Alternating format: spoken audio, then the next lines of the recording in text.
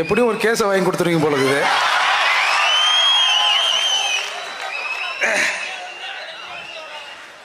சாதிவாரி கணக்கெடுப்பும் பஞ்சமர் நிலமீட்பும் குறித்து இன்றைக்கு நடந்து கொண்டிருக்கிற இந்த பேரணி மற்றும் பொதுக்கூட்டத்தின் தலைவர் எங்கள் அண்ணன் செந்தமிழன் சீமான் அவர்களுக்கு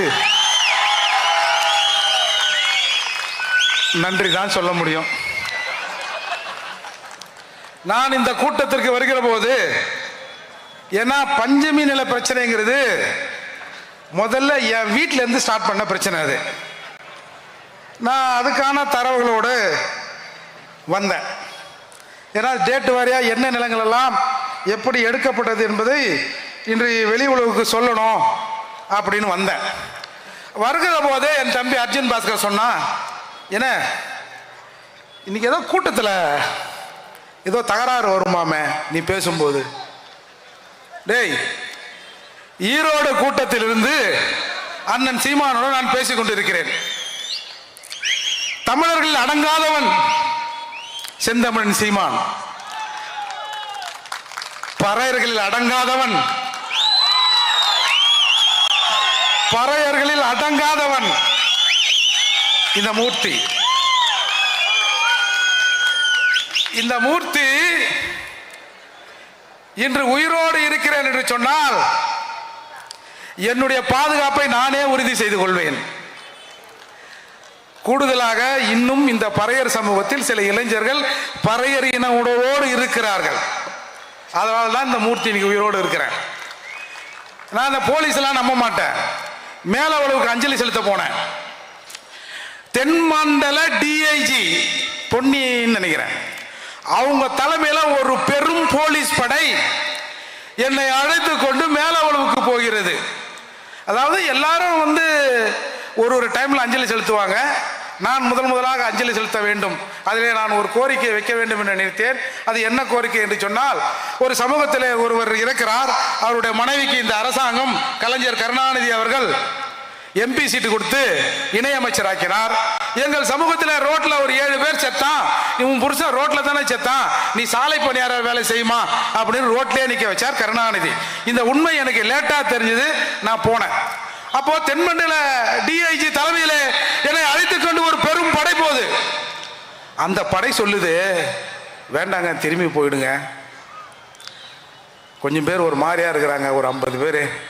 வேண்டாங்க, ஒரே சமூகத்துக்குள்ள ஒருத்தனை கூட்டும் போய் உன்னால பாதுகாப்பா கூட்டும் வர முடியலையான்னு அதிகாரிகள் எங்களை சொல்லுவாங்க. வேண்டாங்க. இல்லைங்க, நான் போய் தாங்க தீருவேன், நான் பார்த்துக்கிறேங்க என் பாதுகாப்பை.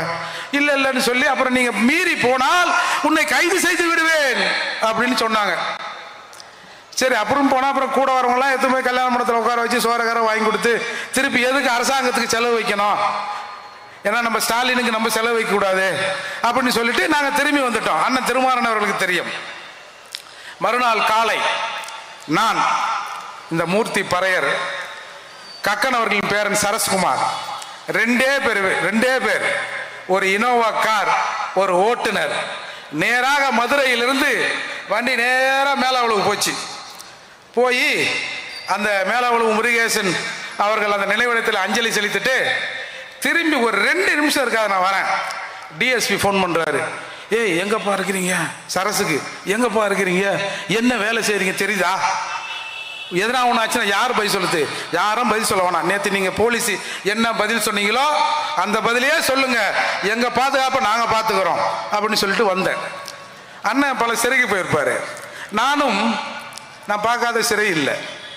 ஏன்னா கோயம்புத்தூர்ல இந்த காலத்தில் சிறைக்குள்ள செல்லில் அடிச்சிட்டான்னா ஒரு பல்லா தருவான், ஒரு சட்டி, சின்ன சட்டி. என் வீட்டில் கக்கூஸ் எப்படி தெரியுமா இருக்கும்? நான் ஒரு காவல்துறை அதிகாரியின் மகன். என் தாத்தா அந்த காலத்தில் 5வது படிச்ச ஒரு காரணையில். எங்க அப்பா சொல்லுவார், எனக்கு கூட தான் பறையர் உணர்வு இருக்கு, ஆனா இந்த பையன் எதுக்கு பறையாமறேன்னு சொல்லி தெரியறான்னு தெரியலையே, நல்லா தானே வளர்த்தேன், நல்லா சொகுசா தானே இருந்தான் அப்படின்னு சொல்லுவார். அப்போ அப்பேற்பட்ட நான் கோயம்புத்தூர் சிறை லாக்கப் 6 மணிக்கு உள்ள பூட்டிட்டான்னா 1க்கு வந்தாலும் சரி 2க்கு வந்தாலும் சரி அந்த பல்லாவில் தான் போகணும். ஒரு ரூம்ல ஒரு 7-8 பேர் இருப்போம். இதெல்லாம் கடந்து தாண்டா வந்திருக்கிறோம். இன்னைக்கு ஒரு பிரபல கராத்தே வீரர் ஒருவர் பாவம் மரணப்படுக்கையில் இருக்கிறார். ஒரு பிரச்சனை வந்தது. எல்லா டிவிகளும் ஏர்போர்ட் மூர்த்தியை வலை வீசுகிறோம், ஏர்போர்ட் மூர்த்தி தேடப்படுகிறார் அப்படின்னா. என்னடா தேடுறீங்க? நான் இங்கே தானே இருக்கிறேன். அன்னைக்கு தாத்தாவோட பிறந்த நாள் எல்லாம் சுற்றி அன்னைக்கு ரெட்டமலை சீனிவாசன் மணிமண்டபத்திற்கு வருபவர்களுக்கெல்லாம் மாட்டுக்கறி தரப்படும் ஒரு அறிவிப்பை வெளியிட்டு இருந்தேன். போலீஸ் சுற்றி ஒரு 50-100 பேர் என்னையே சுற்றி நிற்கிறாங்க. நான் திரும்பி வீட்டுக்கு வருகிற போது எனக்கு ஒரு ஃபோன் வந்து, ஏப்பா உன்னை சன் டிவியில் தேடுறாங்களாமே, நீ எங்கப்பா இருக்கிறியோ? போலீஸ் கூட தானே இவ்வளோ நேரம் இருந்தேன். அப்புறம் யார் என்ன தேடுறதுன்னா, இல்லை சன் டிவி நியூஸ் பாரு, எல்லா டிவிலையும் ஓடுது, எம்என் நடராஜனை கைது பண்ணிட்டாங்க, ஏர்போர்ட் மூர்த்தியை வலை வீசி தேடுறாங்க அப்படின்னாங்க. அதுக்கப்புறம் அந்த பிரச்சனை என்னன்னா, 10 பெல்ட்டு கராத்தே பெல்ட்டு என்னென்னவோ செய்வார். ஏர்போர்ட் மூர்த்தி என்னை வலுக்கட்டாயமாக அழைத்து கொண்டு போனார், என்னை தாக்கினார் என்பதுதான் புகார். என்ன கேட்டான், ஏய் அவன் 10 பெல்ட் பிளாக் பெல்ட்ன்றான், அதுங்கிறான் இதுங்கிறான், என்னடா இது? இல்லைங்க தோழர், அவங்கெல்லாம் ஸ்டேஜி, கேமரா, ரெஃப்ரி இதெல்லாம் வச்சே தான் சண்டை போடுவாங்க. நாங்கள் அப்படி இல்லை, நாங்கள் அதால நாங்கள் எப்பவுமே எல்லாத்தையும் செய்வோம் அப்படின்னு சொன்னேன். இதை ஏன் சொல்கிறேன் என்று சொன்னால், இத்தனை கூட்டங்கள் அண்ணன் சீமானம் ஏர்போர்ட் மூர்த்தியும் பேசி ஒருத்தன் கூட ஒரு கல் ஏரியல, ஒரு முட்டை ஏரியல, ஒரு 4 பேர் இன்னும் கோஷம் போலன்னா இன்னமும் நாங்கள் சரியா பேசுறேன்னு அர்த்தம். அதால் இப்போ விஷயத்துக்கு வர, இப்போ ஏன் சாதிவாரி கணக்கெடுப்பை எடுப்பதற்கு சீமான் அவர்கள் தலைமையிலே ஒரு கூட்டம் போட்டினால் என்ன பிரச்சனை? நாம் தமிழர் மட்டும் கேட்டா பிரச்சனை இல்லை. மூர்த்தி பறையர் பேரவை சார்பா எங்களை கணக்கெடுங்கன்னு சொன்னா பிரச்சனை இல்லை. அண்ணன் திருமாரஞ்சி அவர் சமூகத்தின் சார்பா கேட்டா பரவாயில்ல. ஆர்வம் இன்னைக்கு வந்திருக்கிற நம்ம நாடார் பேரவை இவங்க எல்லாம் தனித்தனியா கேட்டா கருணாநிதி ஸ்டாலின் அவர்களுக்கு பிரச்சனையே இல்லை. இவர்கள் எல்லோரையும் கூட்டி வைத்து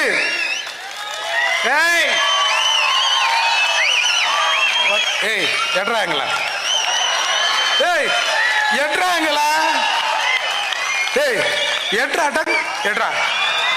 எடு என்னடா கதை விடுற?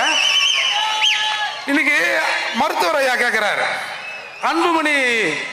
மருத்துவர் அன்புமணி கேட்கிறாரு, வட தமிழகத்தில் 2 பெரும் சாதிகள், ஒன்று பறையர், இன்னொன்று வன்னியர்.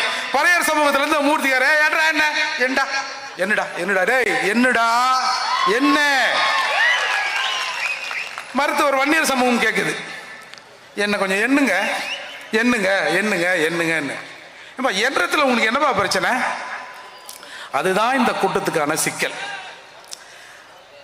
அவங்க நடத்துறா தனித்தனியா நீ கேட்டுக்கோ, ஒன்னா மட்டும் சேர்ந்து நின்று கேட்டுறாத. ஏன்னா நீ ஒன்னா இருக்க கூடாதுன்னு தான் நானே இங்க இருக்கிறேன். நீ எல்லாம் ஒன்னா இட்டா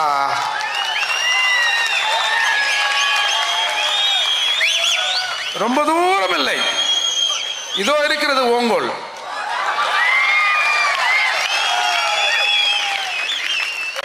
இந்த பஞ்சமி விஷயம்ங்கிறது இன்றைக்கு என் தங்கையின் கணவரும் என் அண்ணனும் எங்க கைனியில் அண்ணன் மாலை போட்டார், அது பக்கத்தில் ஒரு ரைஸ் மில் இருக்கும், அந்த ரைஸ் மில்லில் ஏறு உழுதுன்னு இருக்கிறான் 2 பேரும்.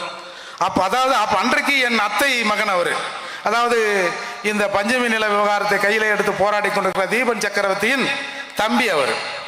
2 பேரும் வெறும் ஜட்டியோட ஏறு உழுதுன்னு இருக்கிறான். ஒருத்தன் ஒரு 25 ஏக்கர் வாங்கியதா சொல்லி வரப்பு போட்டுனே வரான். சரி, அந்த முண்டம் அவன் மாமல்லபுர பள்ளியில் ஒரு ஓவிய ஆசிரியர், அவன் திமுக காரன், அவன் ஒரு புரோக்கர். மன்னிக்கணும், புரோக்கர்னா நீங்கள் வேற எதுவும் நினைச்சிடாதீங்க, லேண்ட் புரோக்கர்.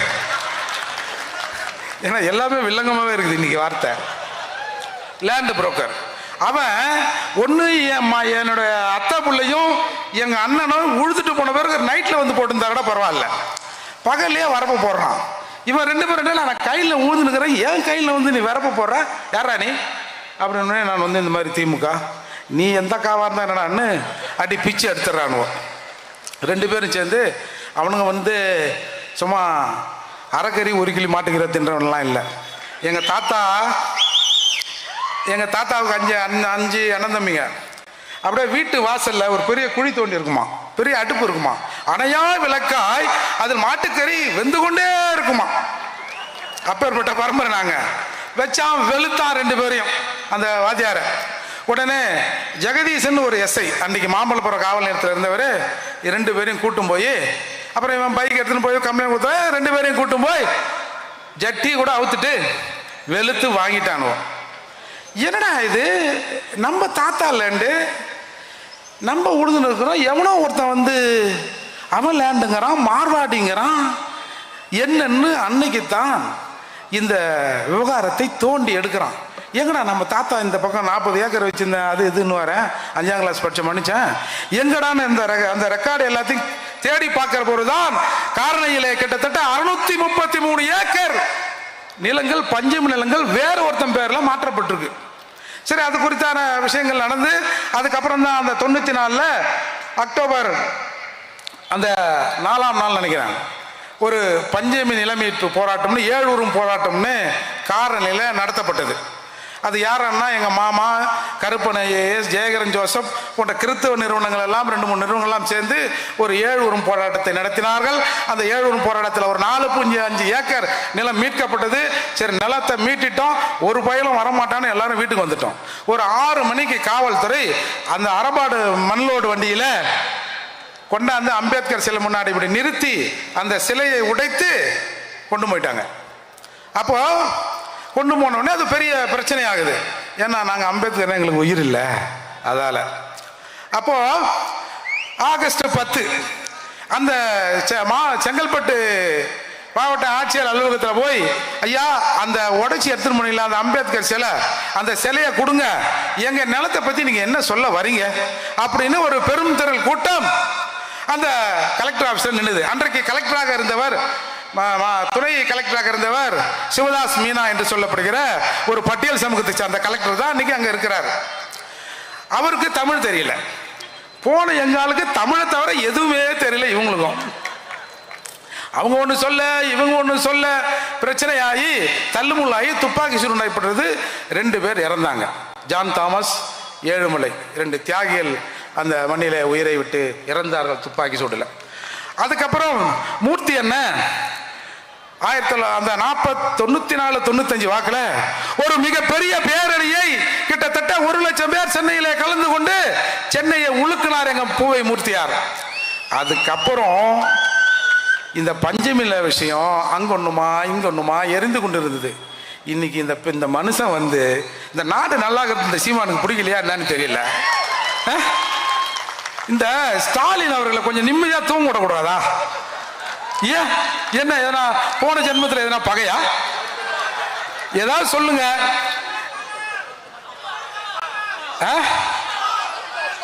பகை இருக்கோ? ஏதாவது திருச்செந்தூர்ல போய் ஏதாவது ஒரு யாகத்தை பண்ணி ஒரு பரிகாரத்தை வேணா பண்ணி விட்டுருவோமா? எதுக்கு பாவம், அவரே உடம்பு சரியில்லாம இருக்கிறான்றாரு. அந்த மனுஷனை இந்த மாதிரி தூங்க விடாம பண்ணா நல்லா இருப்பாரா? செந்தமன் நல்லா இருக்குதா இது? எனவே இப்படி பூவை மூர்த்தியாருக்கு பிறகு இந்த பிரச்சனையை யார் கையில் எடுத்தது என்று சொன்னால் செந்தமன் சீமான் எடுக்கிறார். செந்தமன் சீமான் எடுத்தார் என்பதை விட நாங்கள் இங்கிருந்து பாபர் மசூதி கட்டுறதுக்கு போவோம் ட்ரெயின்ல. டிசம்பர் 6 என்னது அம்பேத்கர் நினைவு நாள், அப்புறம் ஏதோ இஸ்லாமியர் சம்பந்தப்பட்டது ஏதோ ஒரு நாள், அதை கூட கொடுத்துட்டோம். இங்கிருந்து போவோம். பாய்மார்களுக்கு நாங்கள் கோயில் கட்டி தரோம். இங்க 633 ஏக்கர் 12 லட்சம் ஏக்கர் வந்து இந்த நாட்டில் கிடக்குது.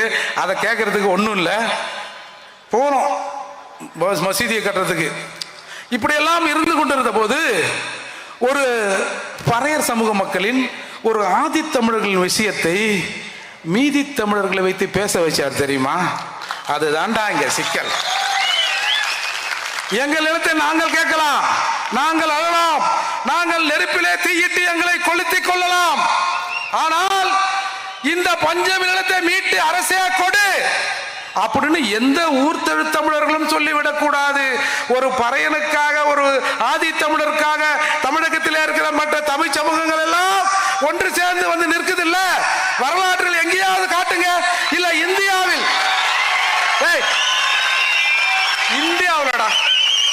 இந்தியாவில் ஒரு பட்டியல் சமூக மக்களின் பிரச்சனைக்காக பட்டியல் சமூகத்தோடு அந்த கோரிக்கைக்கு ஆதரவாக மற்ற சமூகங்கள் போராடி இருக்கிறது அப்படின்னு ஒரே ஒரு சான்ற காட்டு. அண்ணன் சீமான நாளைக்கு அதை விட்டுற சொல்ல, ஏற்கனவே ஒருத்தர் பண்ணிட்டாரு போதுன்னு.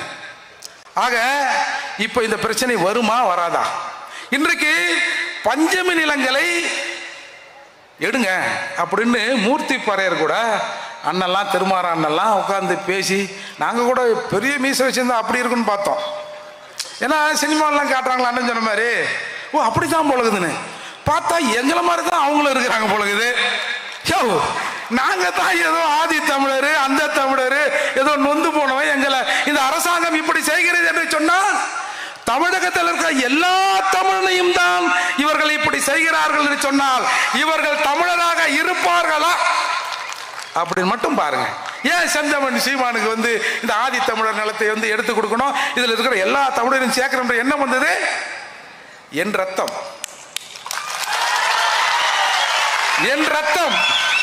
துடிக்கிறது, அந்த ரத்தம் இதை அமுக்க பார்க்கிறது. அதால இந்த மாதிரியான இடையூறுகள்லாம் இருக்கத்தான் செய்யும். நீங்க இப்படி போய் நேரா ஸ்ட்ரைட் போய் லெஃப்ட் ஏத்தினா ஒயின் ஷாப் இருக்கும். போன ஞாயிற்றுக்கிழமை இந்த ஒயின் ஷாப்ல என்ன சேல்ஸ் ஆச்சுன்னு பாருங்க.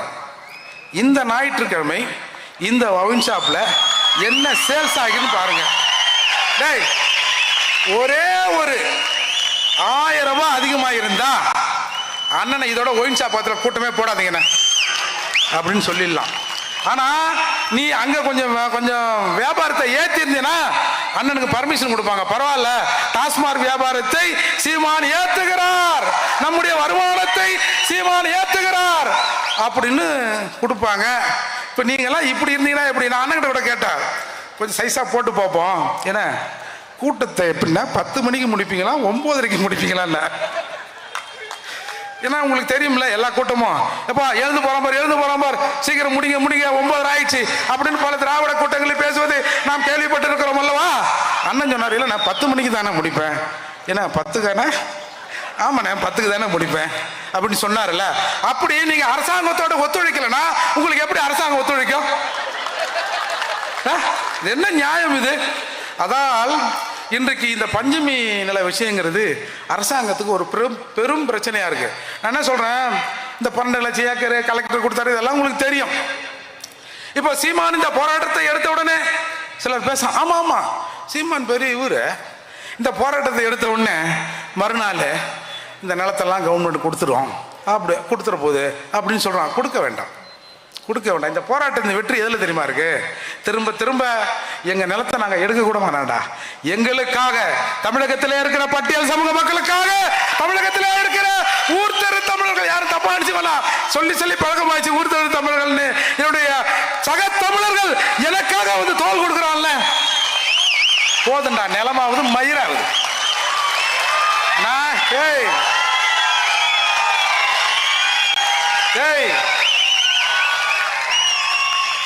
நாங்க பிரிச்சு கொண்டாத பிரிக்கின்ற காலம் வரும். அப்போ கன்சிராம் சொன்னாரு, சாதிகளாய் சேருவோம், சாதிகளாய் சேருவோம் சொன்னாரு. அப்போ தமிழர் நிலத்தை, தமிழகத்தில் இருக்கிற தமிழ்நாட்டின் வளங்களை எல்லாம் தமிழர்கள் பிரிச்சு கொள்வோம். நீங்க ஒன்னும் கவலைப்படாதீங்க, உங்களுக்கு உரிய பங்கும் உண்டு. நீ 1% அதுக்கு கீழேயா அண்ணன் கிட்ட சொல்லி, என்ன பாவம் ஒரு 1% கொடுப்போம்ல. என்னவோ தெரியாமையோ நம்ம தமிழ்நாட்டை என்னவோ பண்ணி வச்சாங்கல்ல, ஒரு 1% இடஒதுக்கீடு கொடுப்போம்னா, கன்சிராம் 100% கொடுன்னு சொல்லியிருக்காருன்னு சொல்லி உனக்கும் நாங்கள் இடஒதுக்கீடை வாங்கி தருவதற்கு அன்போடு காத்திருக்கிறோம் நண்பா, அன்போடு காத்திருக்கிறோம். ஆனா இந்த இது சரி, பஞ்சமி நிலமாவது எங்க பிரச்சனை? சரி, இன்னைக்கு வந்திருக்காங்க. ஆனா இங்க இருக்கிற தமிழர்களை என்ன இதோட விட்டுறக்கூடாது. தொடர்ந்து பட்டியல் சமூக மக்களுக்கான பிரச்சனைகள் வருகிற போது எங்கள் அண்ணன்மார்களை கூப்பிட வேண்டும். ஏன்னா எங்க அண்ணன்மாரெல்லாம் கொஞ்சம் மோசமானவங்க போல இருக்குது அப்படின்னு நான் கூட தான் நினைச்சிருந்தேன். அப்புறம் முதல்ல நம்ம மருத்துவர் அவர்கள் கூட்டத்தில் உட்கார்ந்து பேசும்போது தான் என்ன ஒருத்தன் இந்த செல்வகுமார் அண்ணன் ஒருத்தர் இருக்காரு. இந்த வேங்க வயல் பிரச்சனைல நான் ஏதோ சொல்லிவிட்டேன்னு சொல்லிட்டு ஏகப்பட்ட பிரச்சனையாக இருந்தது. அப்புறம் அந்த கூட்டத்தில் உட்காந்து பார்க்குறேன், ஏன்னா அண்ணன் அண்ணன் பேசுகிறாரு. ஏய், நம்ம தான் தப்பாக நினச்சிருந்தோமோ? அது மாதிரி தான் இன்றைக்கி பல சமூக தலைவர்களை நாங்கள் வேற்றுமையாக தான் நினச்சிருந்தோம். இதை நினைக்க வச்சான். அப்படி இல்லைப்பா, எல்லாரும் ஒன்று தான்பான்னு அண்ணன் சீமான், அன்புமணி போன்றவர்கள் இன்றைக்கு நிறுத்தியிருக்காங்கல்ல.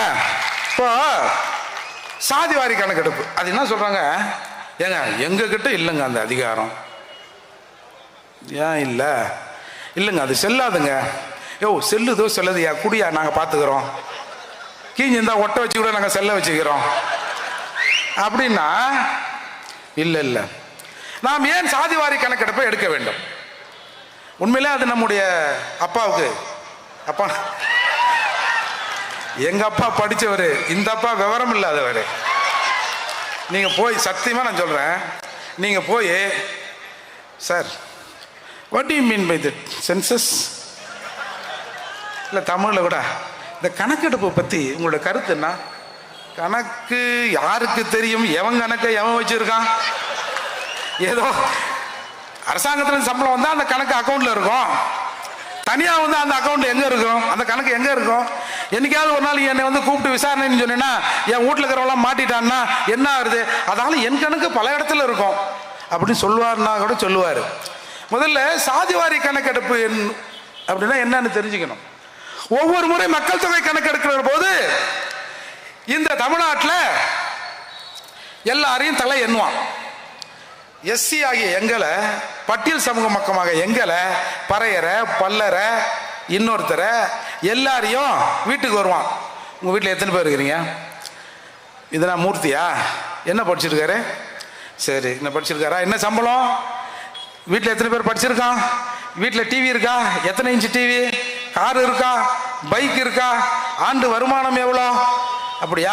வேற யாராவது இன்கம் சோர்ஸ் எதனாவது இருக்கா? பிஸ்னஸ் ஏதாவது பண்ணுறீங்களா? சரி, இவ்வளோதானா? உங்கள் அசெட் என்ன? இதெல்லாம் கணக்கு பண்ணி போயிடுவான்.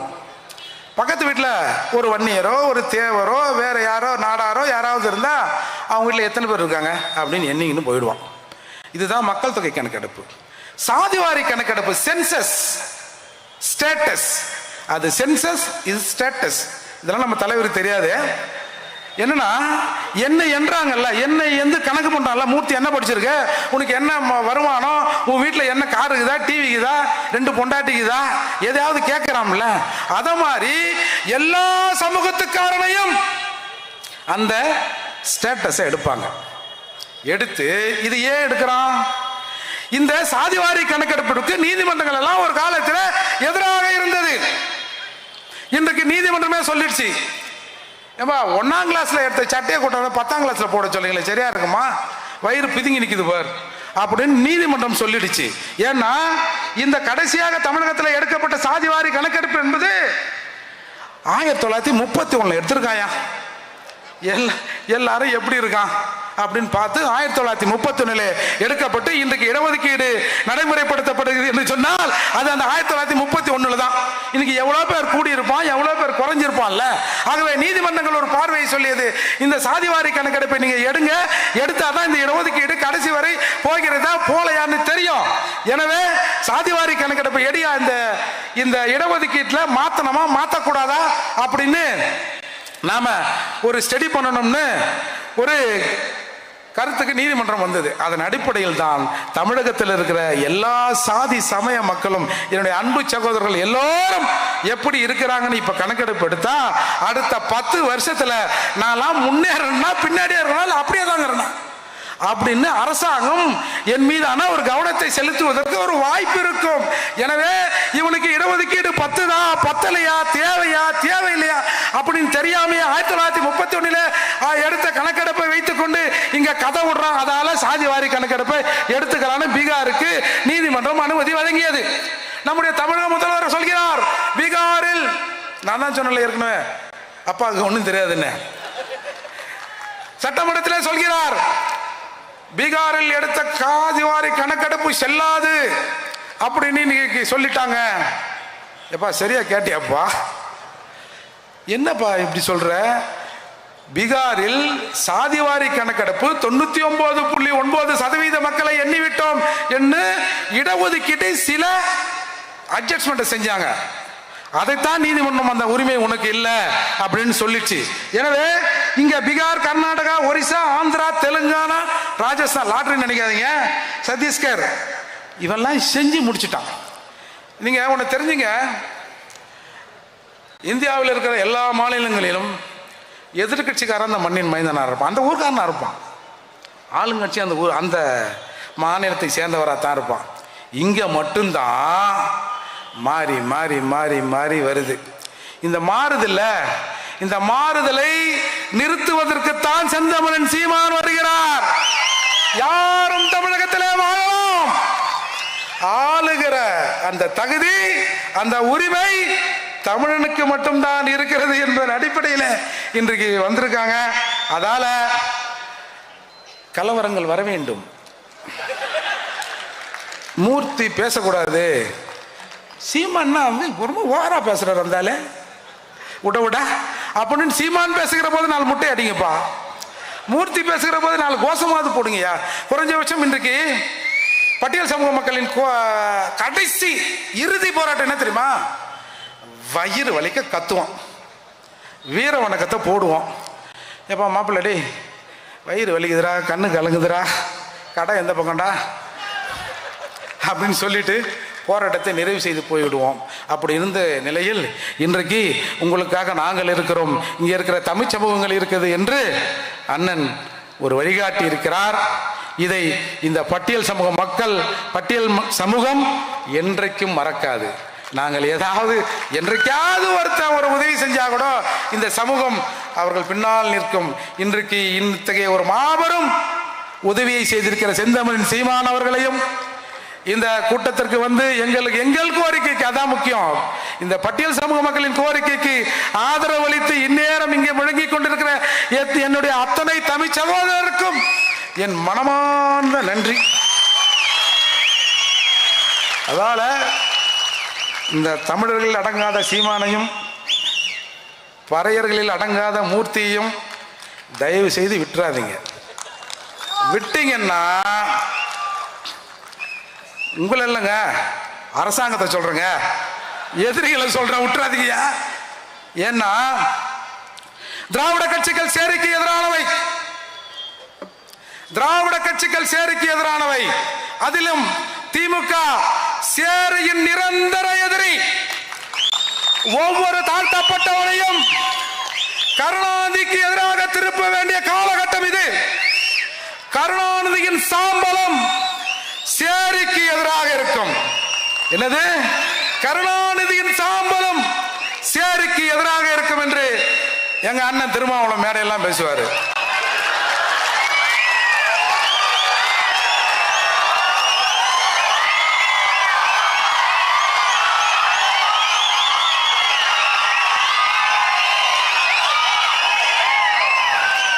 திராவிட கட்சிகள் சேரிக்கு எதிரானவை, அதிலும் திராவிடம் என்று பெயரால் வருகிற எராமிச, சொராமிச, அவன் வந்தவன் போன இவன் எல்லாரும் சேர்த்து திமுக இன்னமும் சேரியின் நிரந்தர எதிரியாக இருக்கிறது. திமுகவின் சாம்பலம் சேரிக்கு எதிராக இருக்கும் என்று இந்த தம்பி மூர்த்தி இன்னைக்கு பேசுறல்ல, இதுதான்டா திராவிடம். ஒரு 2 நிமிஷத்துல ஒண்ணே ஒன்று சொல்லிடுறேன். திராவிடம், நான் உண்மையிலே வேற ஏதோ பேசணும் தான் வந்தேன். ஏங்க திராவிடம் என்ன தெரியுமா பண்ணுங்க? I know you are PM. நீ பிஎம்னு தெரியும். நீ பிக்னிக் மினிஸ்டரா, பிரைம் மினிஸ்டரா? மிஸ்டர் ராஜீவ், என் கேள்விக்கு பதில் சொல்லிவிட்டு போ. வன்னி புலி கேட்கிறேன். கூர்வாளுன்னா, போர்வாளுன்னா, ஈழத்து எப்பா என்னென்னவோ சொன்னானுங்க. கடைசியில அப்படி சொன்னவன மன்னிப்பு கேள், மன்னிப்பு கேள்,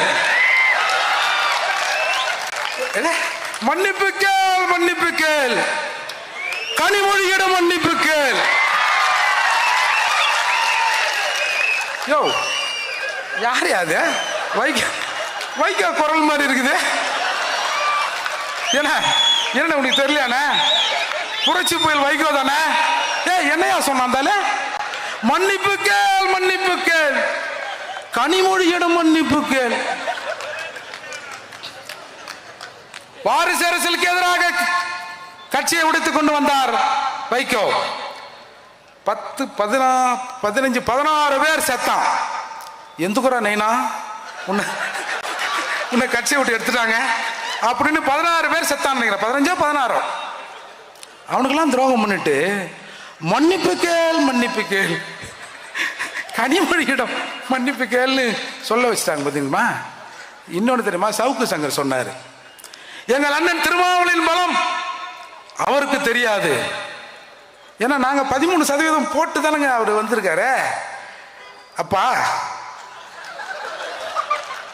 அவரை கோயில் யானையாக பயன்படுத்துகிறது திமுக அப்படின்னு சவுக்கு சங்கர் சொன்னார். அதில் திராவிடம் நண்பர்களையும் நாசமாக்கிடும், எதிரிகளையும் நாசமாக்க துடிக்கும்.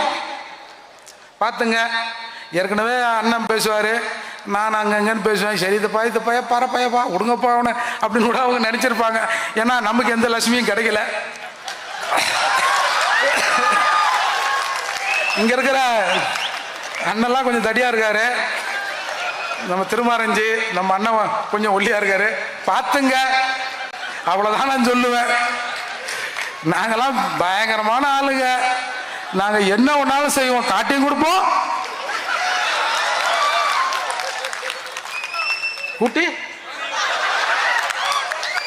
கூட்டி கொடுப்பீங்களா? ஆனா எது கொடுத்தாலும் இந்த சீமானுகிட்ட மட்டும் ஏன் உங்க பருப்பு வேக மாட்டேங்குது?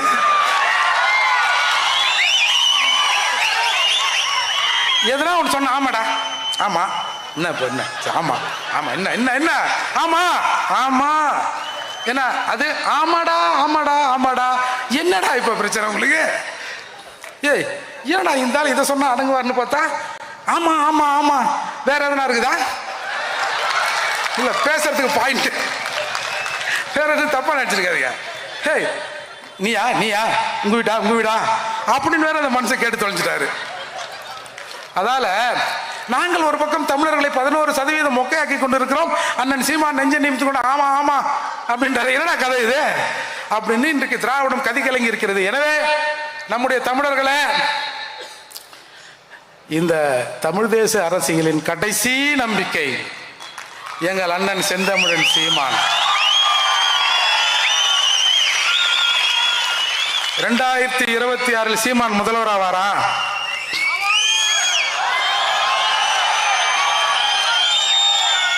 என்ன கேட்டா எங்க அப்பா என்ன நினைக்கிறாரு, ஓ இந்த சீமான் ஆவறாரோ இல்லையோ நம்மளும் ஆக விட மாட்டான் பொழுது.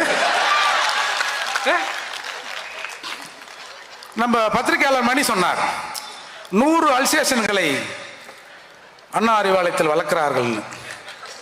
ஏண்டா இவ்வளோ பேர் வச்சு நம்ம கிட்ட ஒரு ஆட்சியை சீமான் கொள்ளையடிச்சு ஒன்று அந்த ஆள் வச்சு பாரால வேற யாருக்காவது கொடுத்து வரான்னு தெரியலையே. எப்படியோ நம்ம கிட்ட இந்த ஆட்சி அதிகாரத்தை சீமான் விடமாட்டார் என்பதன் அடிப்படையில் தான் இன்றைக்கு சீமான் மீது ஏகப்பட்ட அலிகேஷன் வைக்க. என்ன வேணாலும் சொல்லுடா, ஆமாடா ஆமா ஆமா. இன்னைக்கு கூட நான் ஞாயிற்றுக்கிழமைனா ஒரு 1.5 கிலோ மாட்டுக்கறி சாப்பிடுவேன். எவ்வளோ? 1.5 கிலோ ஒரு ஆளா. ஆமா அப்படித்தான் இருப்போம். என்னப்பா என்னடா என்னடா என்ன யாரா நீங்க? முதல் கல்ல ஏறி பார்ப்போம். ஒரு யோகியா நாம இதை பேசக்கூடாது தான் பார்த்தோம். இதை பேசக்கூடாதுன்னு என்னை ஒருத்தன் வந்து ஃபோன் பண்ணி என்ன சாதி அரசியல் பேசுறேன்னா அதை சொல்லிடலான்னு பார்க்குறேன். ஒரு 2 நிமிஷத்துல ஒரு பேரை சொல்லி என்கிட்ட சொல்றான். தெரியுமா? நானு தெரியலையேங்க. தெரியாதா? ஆமா ஆமா யூடியூப்ல பார்த்துருக்கேன். நேர்லையும் வருவாங்க. எனக்கு இன்ட்ரெஸ்ட் இல்லைங்க. என்ன சொல்றேன்? ஐயா எனக்கு இன்ட்ரெஸ்ட் இல்லை. என்ன சாதி அரசியல் பண்றீங்க? இல்லை உன்னை வச்சு அந்த அரசியலா பண்ண சொல்றேன் என்ன அப்படின்னு சொன்னேன். அதால நாங்கள் இதுக்கப்புறம் நாங்கள் செஞ்ச போய் செய்யலையப்பா நீ சொல்றியா? ஆமா இப்போ என்னடா? ஆமா ஆமாடா ஆமாடா ஆமாடா ஆமா என்னப்போ அப்படின்னு சொன்ன பிறகு இப்போ என்னடா பண்றதுன்னு ஒன்றும் புரியல அவனுங்களுக்கு. அதால தான் இந்த மாதிரி தமிழருக்கு முறை கூடினான்னா எதையாவது கல் அடிக்கிறேன், பாட்டில் விட்றேன், ஒரு கோஷம் போட போகிறேன், கல் அடிக்க போகிறேன். இதெல்லாம் கடந்து தாண்டா வந்திருக்கிறோம். ஒன்று, தமிழனில் சீமானை கொன்னுடுங்க, பறையெல்லாம் மூர்த்தியாக கொன்னுடுங்க. உங்களுக்கு எந்த பிரச்சனையும் இருக்காது சாமி, அதை செஞ்சிருங்க. ஆனால் அதை செய்யறது அவ்வளோ சுலபம் இல்லை சாமி. ராசா தப்பா மட்டும் வந்துடுறாரு ராசா. கத்தி வெட்டாது ராஜா, துப்பாக்கி சுடாது ராஜா, வச்சுக்கணும் தான் ராஜா சுடணும். பல துப்பாக்கியில் வைத்துக் கொண்டிருந்த போதே சிறைக்கு வரவங்களாம் சாவறான். துப்பாக்கி வெடிக்காது ராசா, துப்பாக்கி வச்சுக்கிறவன் தான் வெடிப்பா ராசா. ஆதலால் தமிழர்களே, தயவு செய்து திரும்ப திரும்ப கெஞ்சி கேட்டுக்கிற செந்தமிழின் சீமானின் கரத்தை வலுப்படுத்த வேண்டும். அது காலத்தின் கட்டாயம். வெயிலில் எப்படி தர்பீஸ் பழம் உடல் சூட்டை தணிக்க தர்பீஸை கொடுக்கிறதோ, ஏன் மழை காலத்தில் கொடுக்காம வெய்ய காலத்தில் கொடுக்கிறதோ, அதை போல காலம் பெற்று தந்த செந்தமிழன் சீமான், தமிழ் தேசியத்தின் தவப்புதல்வன் எங்கள் அண்ணன் செந்தமிழன் சீமானின் கருத்தை வலுப்படுத்துங்கள். நீங்க ஓட்டு போடுறீங்களோ அது ரெண்டாவது. மற்றவங்க இந்த மாதிரி ஒரு ஆள் வந்து சொல்றாரியா தமிழ்நாட்டை தமிழன் தான் ஆளணும்னு, நம்மள வேற ஒருத்தன் ஆள்றானான்ற கருத்தையாவது தமிழகத்திலே இங்க இருக்கிற தமிழர்கள் விதையுங்கள். அது ஒரு நாள் ஒவ்வொரு விதையும் செந்தமன் சீமான் சீமான் சீமான் என்று மரமாக தமிழகத்திலே முளைத்து நிற்கும். நன்றி, வணக்கம்.